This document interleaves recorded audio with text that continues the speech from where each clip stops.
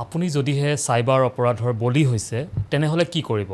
cyber অপৰাধৰ বলি হোৱাৰ পিছত এজন ব্যক্তিয়ে কি কৰা উচিত সেই বিষয়ে এটা বিশেষ ঘটনা পোহৰলৈ আহিছে মৰিগাঁও জিলাৰ জাগিৰোডৰ এগৰাকী ব্যৱসায়ী পৰা তেওঁৰ একাউণ্টৰ পৰা ৯৬ লাখ টকা সাইবাৰ অপৰাধীয়ে লৈ যোৱাৰ পিছত তেওঁ আৰক্ষীৰ সৈতে যোগাযোগ কৰিলে আৰু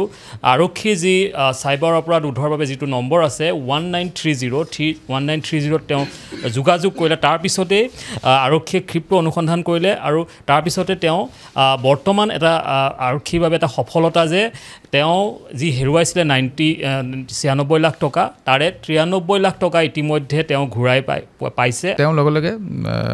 1930 মানে তেওঁ যোগাযোগ কৰিলে পীযুষ কান্তি দে আমাৰ যে সাইবাৰ ক্ৰাইমৰ যে ৰিপৰ্টিং পোৰ্টেল আছে সো তেনেকৈ আমি ইনভেষ্টিগেশ্যন কৰিলোঁ আৰু যিমানখিনি পাৰি 1930 জৰিয়তে যেনেকৈ পইচা হোল্ড কৰিব পাৰি সেইটো চিষ্টেম লাগি গ'ল আৰু প্ৰায় সেই সময়তে তেওঁ অলমষ্ট 88 লাখমান পইচা আমি হোল্ড কৰিব পাৰিলোঁ আৰু ইতিমধ্যে বিভিন্ন বেংকত মানে পইচাটো ট্ৰান্সফাৰ হৈ গৈছিলে আৰু তাৰ 20 দিনমান পিছত আমি এইখিনি তথ্য লৈ পেলাই তেওঁৰ আৰু বেলেগ বেংক একাউণ্টবিলাক আমি চেক কৰিলোঁ আৰু দেখিলোঁ যে কোটাক মহিন্দ্ৰটো আৰু 4 লাখ টকা এটা গৈছে সেইটো আমি কথা বতৰা পাতি সেই পইচাটো আমি হোল্ড কৰিলোঁ আৰু আজি তাৰ পৰা লেটাৰ আহিছে যে সেই 4 লাখ টকাটো তেখেতক আকৌ ৰিটাৰ্ণ কৰা হ'ব তো মানে মূল